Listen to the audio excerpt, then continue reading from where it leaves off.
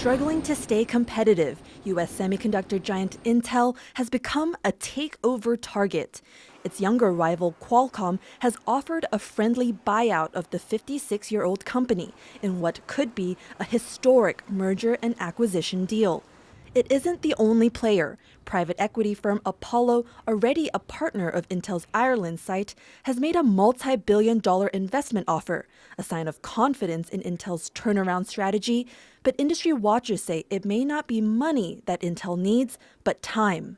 The company has not performed as well as it needs to, but the turnaround is not a short-term turnaround. This is not a quarterly or 6-month or on any Wall Street timetable. This was more than a decade of mistakes that had mounted. It was missing AI. It was falling out of mobile. It was its breakup with Apple. Where if I was the board, I would say somewhere between 3 and 6 more quarters of committing to this plan is going to be the minimum to really understand if a turnaround is there. As part of the company's turnaround strategy, Intel CEO Pat Gelsinger split its core chip design and computer processor businesses from its foundry or chip-making operations, creating a separate entity for the latter to give it its own board and raise its own funding. Intel is at the forefront of the U.S.'s stake in an increasingly politicized chips industry, a sector crucial for advanced tech like AI and national security, and at the heart of Washington-Beijing competition for tech supremacy. Intel is the biggest winner of direct investment from U.S. President Joe Biden's CHIPS Act, the president's signature policy to revive American chipmaking.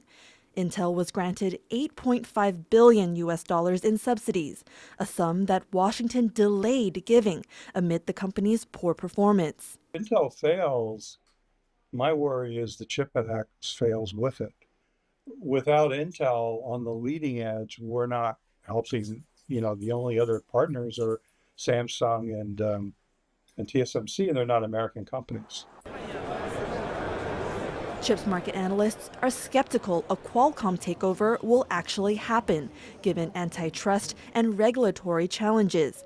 But there's optimism for Intel finding a way out of its troubles on its own, buoyed by the company's still profitable market share in personal computers. It's sometimes darkest before dawn. And I genuinely do think that there's a lot of, sharks swimming around Intel right now because it has been really dark. But I actually think they're doing better now than even 2 or 3 years ago, but this all had to fall apart first. As the company pilots its new strategy, it's already scoring a win, with major customers Microsoft and Amazon committing to keep using Intel-made chips, the legacy firm's ongoing fight to stay competitive, closely watched not just by its shareholders, but also by Washington. Devin, Tsai, and Joyce, Tseng for TaiwanPlus.